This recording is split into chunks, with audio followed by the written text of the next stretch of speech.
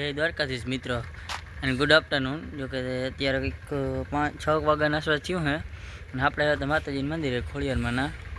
કારણ કે આપણે જવાનું છે બહાર, એટલે તમને આગલે મિની બુકમાં કીધું તો ખરી આપણે જવાનું છે, એટલે તમે ના જોયું તો જોતા આવજો.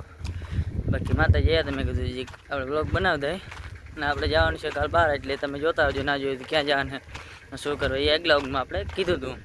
બાકી જો માતાજીનું મંદિર છે, જોરદાર મંદિર, જોરદાર છે. માતાજી અહીં છે, બાકી આખું મંદિર તમે જોવો ને તો કુંભ ઘેર ભરેલ છે. બાકી આખો તમે જોઈ શકો છો. આમાં તમે આમ દૂર દૂર આમાં આતા હવે થઈ ગયા ખેતર, બાકી આમાં બાવળ જંગલ જ નીકળવા હતા. હવે બધું સમય જતો થયું છે. બાકી અહીં બધું એકદમ લેવું બંજર, આમ ખંડર જેવું તો ખંડર એવું છે અહીંયા. બાકી આ માતાજી એટલે આવું છે મિત્રો. આમાં અત્યારે હવે શું થઈ ગયા બધામાં ખેતર ને થઈ ગયા, બહાર બધું ખંડર નીકળી ગયું.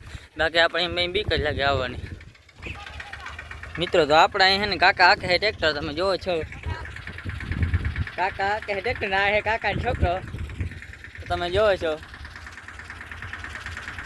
આવું છે. તો આપણે કાકાના છોકરાની મુલાકાત લઈ ફોન લઈ જાય ત્યાં તો લઈ જ જવો પડે ને મિત્ર. આ છે ને કાકાના છોકરા લેન ટૂંકમાં તમે આમ જોઈ શકો છો. એ માટે આમ થોડોક શું કહેવાય ઓલો થાય છે, આવતો નથી, હરમાઈ ગયો હે. બાકી આવું છે. આમ તમે જોઈ શકો કાકાની આમ માંડવી જોરદાર છે. બાકી આ સાઈડમાં આપણી છે આ કાકાની છોકરા. કાકા મોટા કંઈક બોલતા ખરી મિત્રો, કેમ છો? મજામાં ને? જો બાકી તમે એનો અવાજ ને સાંભળો ને કલાકાર હે લેન ટૂંકમાં ભજન ને કાંઈ આપણે એનો વ્લોગ બનાવ્યું. પણ હે ને 1-2 મિની વ્લોગ પૂરા થઈને પછી આપણે એનો વ્લોગ બનાવવાનો છે. પવન એવો હોય ને કામ હે ને કંઈ આમ નક્કી નથી થતું. 2-3 દિવસે ગરમી તો ઓછી પડી છે. તો કાકાના છોકરા જો તો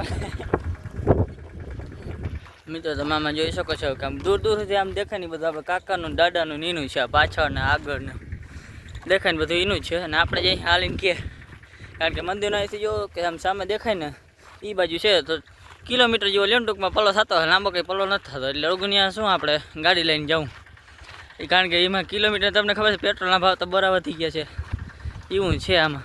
તો આપણે જરીક ઘેર પૂગીને પાછા મળી મિત્ર. જાતે તમે રસ્તામાં એક વસ્તુ દેખાડો તો તમે કોમેન્ટ કરી દેજો એમાં શું છે આ કે શું કહેવાય.